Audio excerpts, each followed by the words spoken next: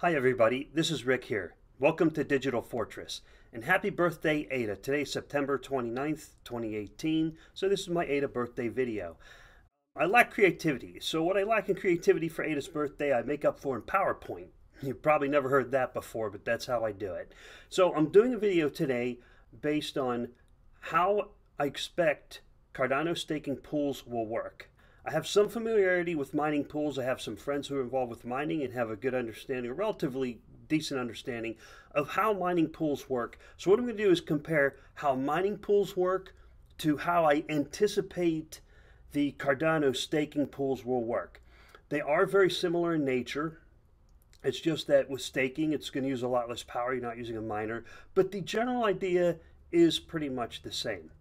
What I made here is I created a PowerPoint that has a bunch of slides that'll show you the information. I'll get to that very briefly. I've got a little bit of references here. Let me pull my references up real quick that I'm using for this. It's just an example on the Cardano roadmap. I'm using the Open Ouroboros delegation implementation section from the roadmap. There's some graphics there that I put in my PowerPoint, and I've got a few comments on those. I'm using the Historia at cardano.bytemaniac.net to estimate number of wallets. What I'm doing here right now, there's about 280,000 addresses, and I'm guessing if each person uses a couple addresses per wallet, I would say a fair estimate for number of existing wallets that may be using staking is about 100,000. Now there are some wallets that exist on the exchanges, and there are some wallets that have many addresses per wallet, depending on how many times people click create new address. But I'm just saying roughly estimating about 100,000. I'll be using that later on in the video. And also I want to throw a little shout out and a little reference to the Cardano forum that's maintained by the Cardano Foundation with Maki and Tom and John over there taking care of this website. And we had a post from a while back from Adam Sambla where he said, hey, who all plans on doing a staking pool? So there's a list of staking pools here. This is one repository for them. This is a great point. Great reference point to go back and look up what staking pools are out there. It'll probably actually show up inside the wallet for staking pools when you go to use it. But you can always go back to the forum to look up which staking pools are available, or at least have some reference point to go by. That's what I used for this video today. So let's take a look at this PowerPoint that I've made and kind of talk through how does mining work and how does it reference to staking, okay? So, how to pick a Cardano staking pool. Again, reference to mining.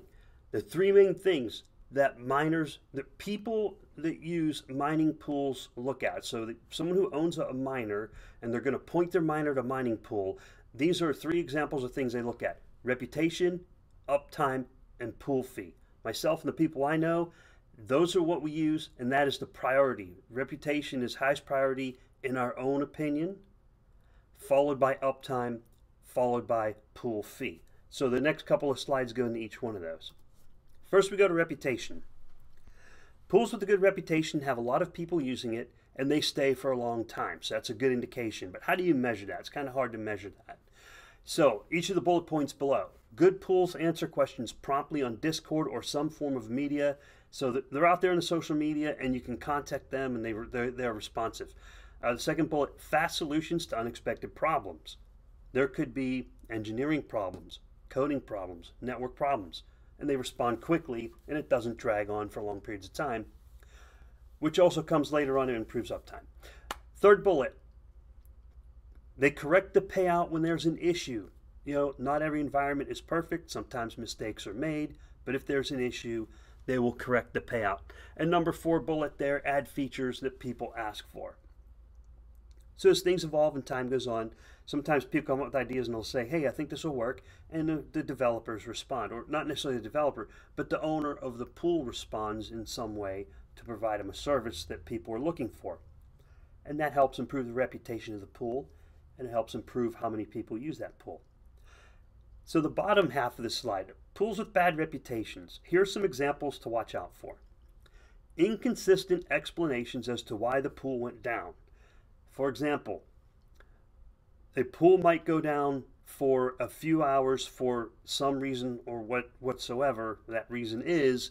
Then whenever the pool finally comes back up, they kind of make excuses. It could become a recurring problem. Whatever caused the pool to go down could occur again and again. We don't know. That's just an example.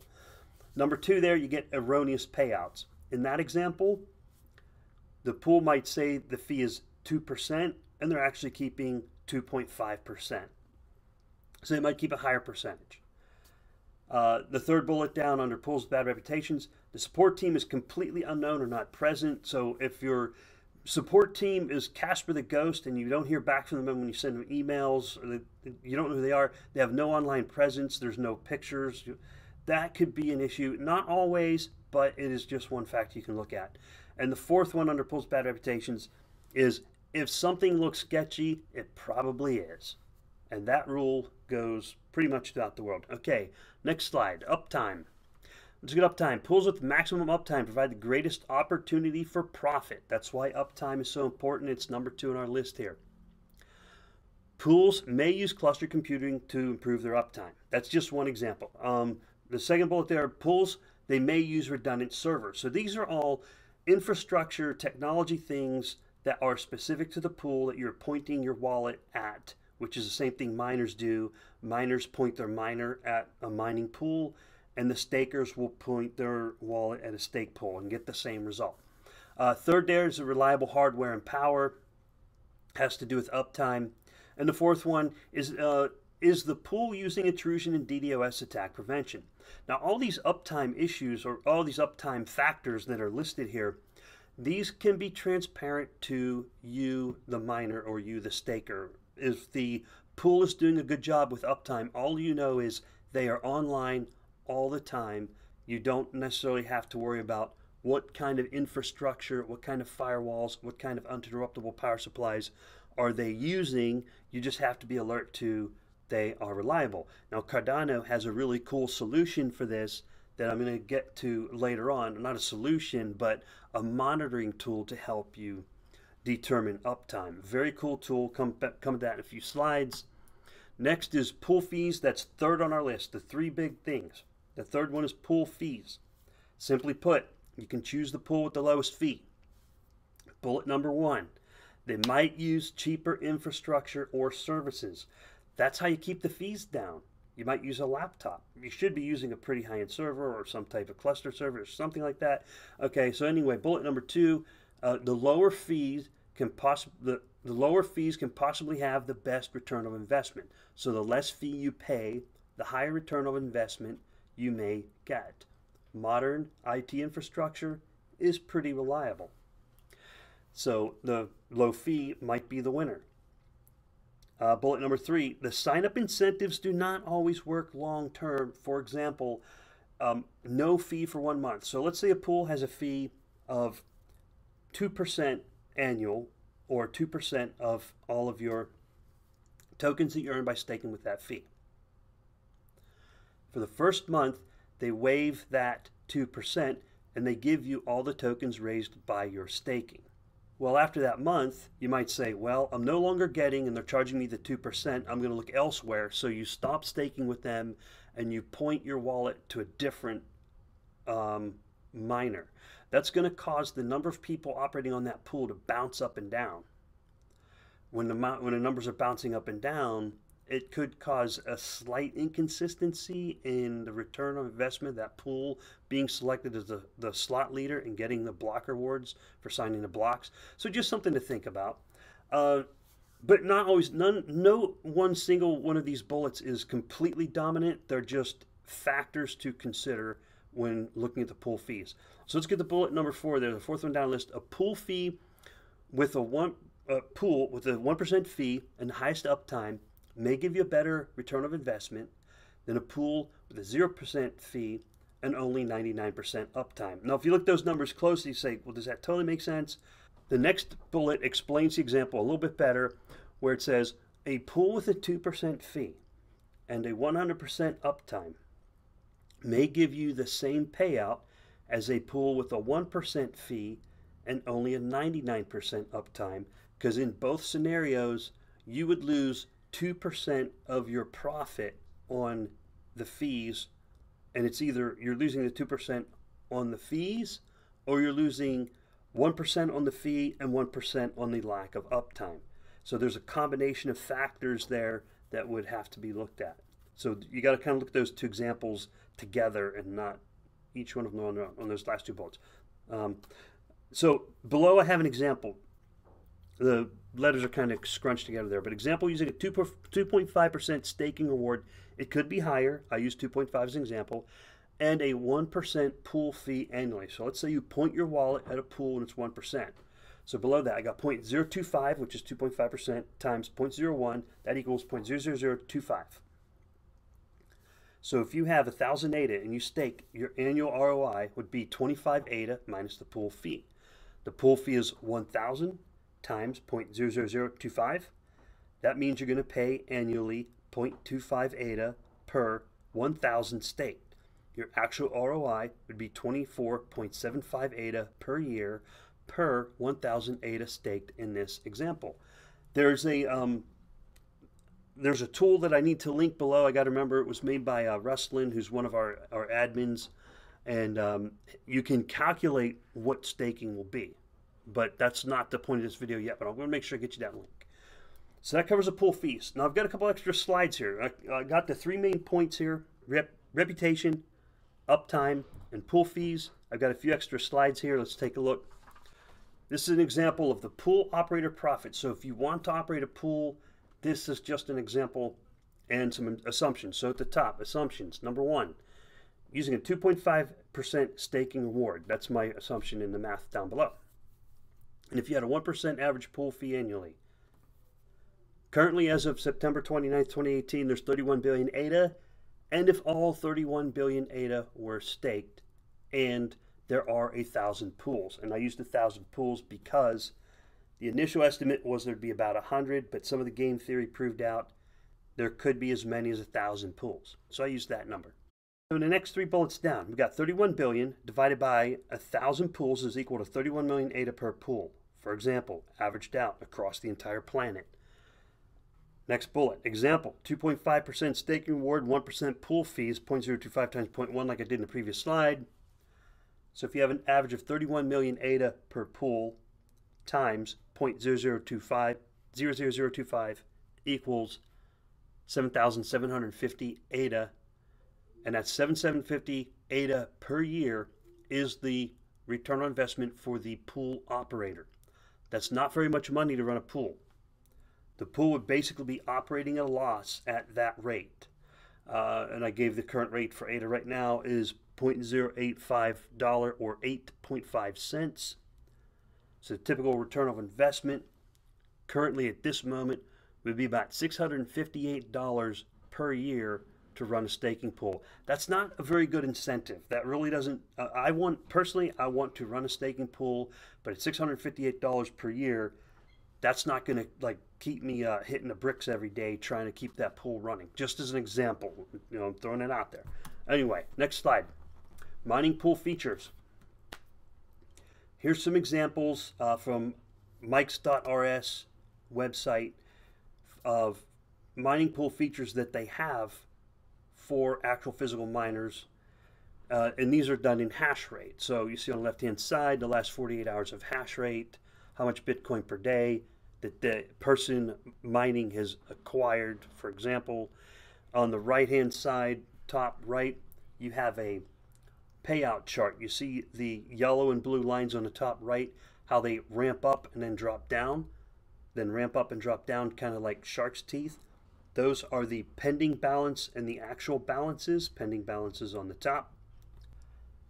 And what those shark teeth looking thing are is the tokens that you earn are accumulating over time, and there's a payout periodicity that's set for about 2 hours. So every 2 hours it does a payout and it drops back down to 0. Then it collects over time and drops back down to 0. That's why you get that little shark tooth effect. So somebody might want to see something like this. A user might say, hey, I'd like to see something like that. It might be days or weeks instead of hours, but that's just an example. And the bottom right hand graph is the hash rate, which we won't have to worry about hash rate in Cardano, but you might want to see a graph of how much stake is put on a pool at any one given time compared to how much stake I have put into that pool. Okay, another extra slide. Now these ones I thought was kind of cool. I just used these screen captures from the Cardano roadmap. This first one here, the next four go together. Cardano stake pool, planned features on staking. So I found this screen capture on the Cardano roadmap, and as you can see on the left-hand side, you got three different types of wallets. You got a main wallet, and there's a little drop down that says auto delegated. You got a spending wallet that says not delegated, and you have a staking wallet with 41 million ADA in it. Let's not pay attention to that right now. And it is delegated to a pool called Blush Pool. And on the right hand side, there's some controls for delegation center, staking pools, rewards, and so on. So I haven't seen that rewards tab yet, but I'm curious to see what that one is. So let's say we start from this screen and we're going to select the staking wallet in some way. You would get a screen like this. That's how it appears based on the website right now. It's just my approximation. So this delegation is saying you're gonna delegate from a wallet named staking wallet, shown at the top, to a pool named ADA Club, shown in the middle, and the fees are shown there in red, 0.0170894 ADA. Now those fees, I don't know what those are, and this will be a good question to ask in the future. If that fee shown there in red, is that a one-time fee each time you select a pool to stake? So every time you change pools, you might have to pay that fee again. I don't know, but I am expecting that could be the case. So from here, you would select your pool, type in your password, and hit delegate. All right, so let's say we go to the next slide here. This is under the staking pool selection tab. If you look on the left-hand side, it says staking pools is selected. It gives you a list of pools.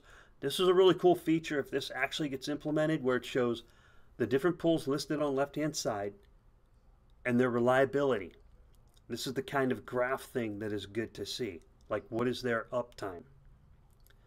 You can see it has markers like excellent, very good, good, and poor, and they might actually have metrics. So let's say, for example, you select one of these pools. That would take you to the right-hand slide. I'm guessing, I don't know for sure, I haven't seen this operational. It's going to take you to this on the right, where you have your pool selected. It gives you the information on the reliability, the number of blocks produced, and so on, which is very similar to mining pools, just different words and different values. Which wallet staked from.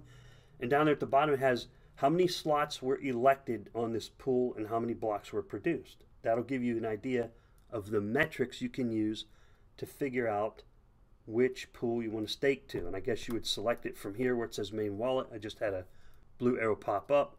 You would click the delegate button, and that would delegate to the pool that you have selected in some way. That's just a rough idea.